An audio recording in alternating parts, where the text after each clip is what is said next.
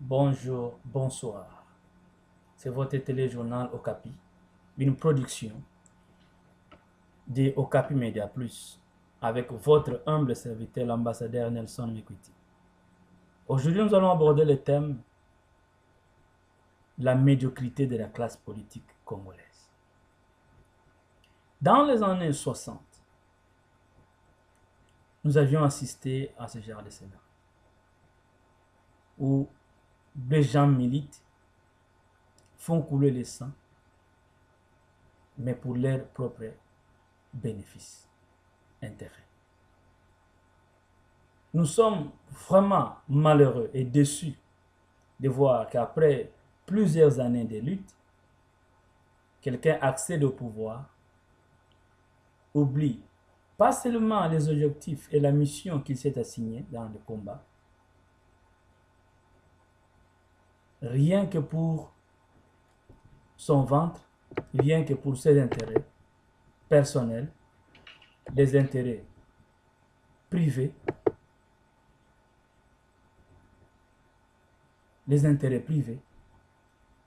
pour ses enfants. Mais la question qu'on se pose, toutes ces personnes qui t'ont suivi pendant la lutte, qui ont perdu le membre de leur famille ou qui ont perdu leur vie, qu'est-ce que vous en dites? Ici, je m'en vais poser la question à Joseph Olengankoy, Steve Mbikai, Basile, Deko Basile, l'homme qui a mis en place des structures pour avoir le moyen financier et présenter une fausse compassion devant le maman quinoise et les papas quinois. Mais une fois arrivé au pouvoir, ils tiennent un langage similaire aux occupants, aux insensés qui sont au pouvoir en République démocratique du Congo.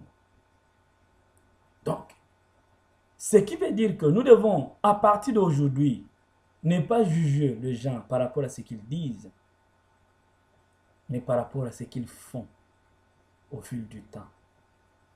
Parce que quand vous regardez le parcours de Steve Mbikai, il est devenu opposant que lorsqu'il a été chassé de l'ONATRA. Donc, lorsque on est en train de rechercher à récupérer ses biens, ou lorsqu'on est en train de regretter parce qu'on a perdu ses biens, on devient opposant. Mais une fois au pouvoir, ou une fois qu'on a récupéré ses biens, on oublie. Allons-nous fonder l'avenir de notre pays sur base de cette classe politique médiocre?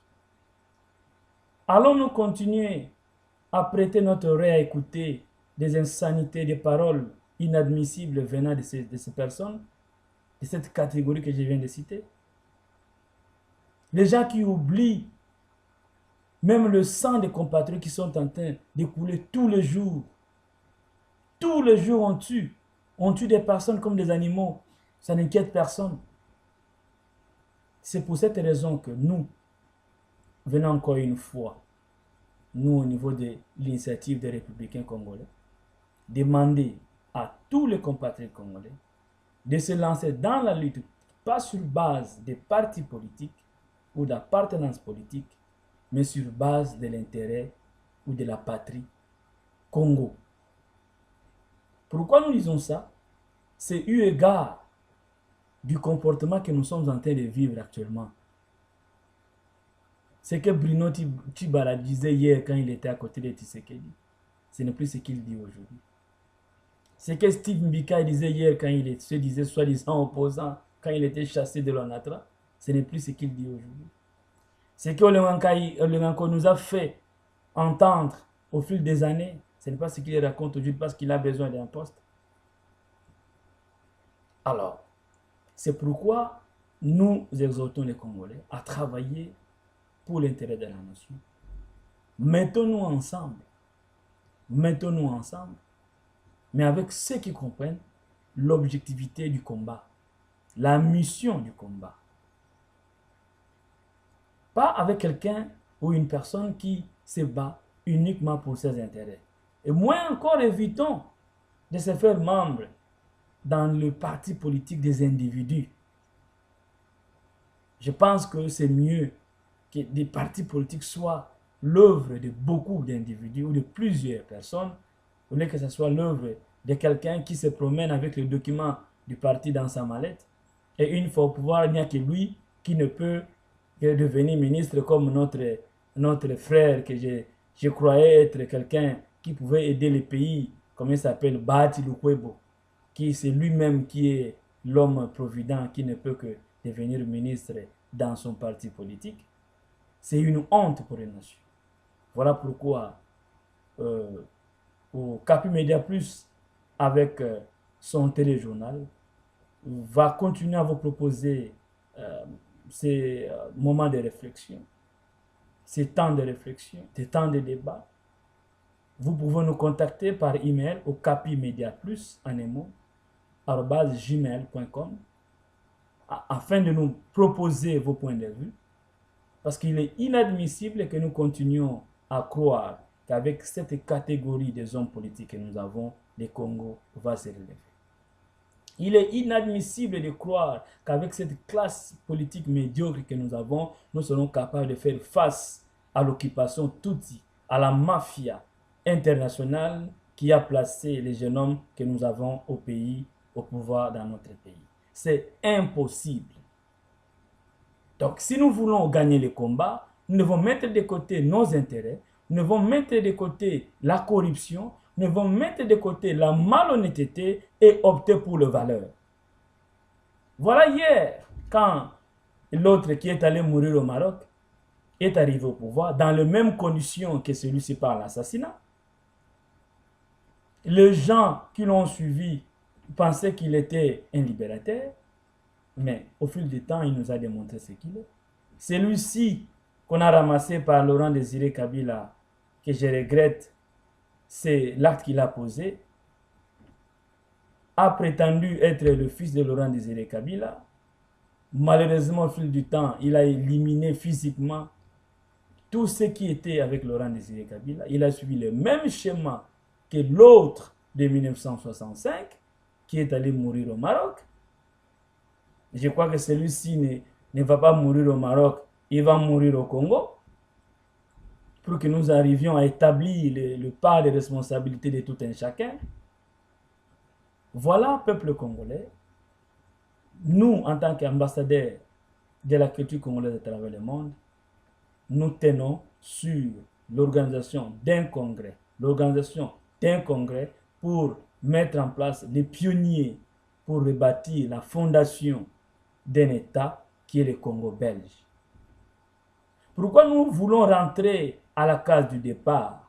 Parce que nous constatons que depuis que les Belges sont partis dans la précipitation, le pays n'a jamais marché, n'a jamais été dirigé par un Congolais. À chaque fois qu'un Congolais se présente, il est assassiné, il est remplacé par un aventurier, par un occupant. Et celui-là reste au pouvoir le plus longtemps possible. Voilà pourquoi l'initiative des républicains congolais propose que nous revenions à la table des négociations avec la Belgique afin d'avoir une gestion d'ensemble, une co-gestion de l'État congolais. Au lieu de continuer à se faire gros dos avec des hommes politiques médiocres qui au début commencent avec un langage nationaliste, une fois au pouvoir, ils ne savent même pas ce qu'ils disaient hier. Alors pourquoi nous allons faire confiance à ce genre de personnes? Nous pensons que nous faisons plus confiance à ceux qui ont milité pour cette superficie que nous appelons la République démocratique du Congo. Nous ne le disons pas parce que nous sommes aliénés, mais nous le disons parce que les Congolais nous ont déçus par leur comportement. Voilà pourquoi nous rentrons à celui qui a aidé, celui qui a milité ou celui qui a travaillé pour que nous ayons cette superficie que nous appelons la République démocratique du Congo ou l'espace que nous appelons l'État congolais. Donc notre message, c'est de retourner sur la table de négociation et d'avoir une gestion commune avec les Belgiques pour l'État congolais pour que nous puissions éviter de continuer à avoir ces politiciens de vente qui font la honte, qui sont imbibés dans la corruption, qui n'ont même pas honte de rouler dans des voitures volées, qui construisent des maisons avec de l'argent volé, qui construisent des maisons avec de l'argent issu des sangs des Congolais, sans gêne. Et nous ne voulons plus que ça continue. C'est pourquoi nous disons, nous allons prendre du temps ces derniers moments pour essayer de travailler la pensée congolaise pour comprendre qu'il est temps que nous revenions sur la table des négociations avec le Belge pour que nous ayons la possibilité de chasser l'occupant qu'ils ont amené chez nous. Parce que les Congolais politiques ne pourra jamais le faire parce que c'est un homme corrompu, un homme malhonnête, et je ne saurais pas aujourd'hui citer la liste des personnes que vous connaissez. Comment pouvez-vous comprendre qu'un homme d'État qui se dit congolais s'emmène avec un enfant étranger et trompe toute la République, que c'est son enfant? Et aujourd'hui, nous comptons des morts et des morts et des morts. C'est un acte qui ne restera jamais puni. Merci, vous êtes bel et bien sur Téléjournal Okapi, qui est une production de Okapi Media Plus. Pour nous contacter, veuillez utiliser notre adresse email okapimediaplus@gmail.com. Nous vous remercions pour aujourd'hui.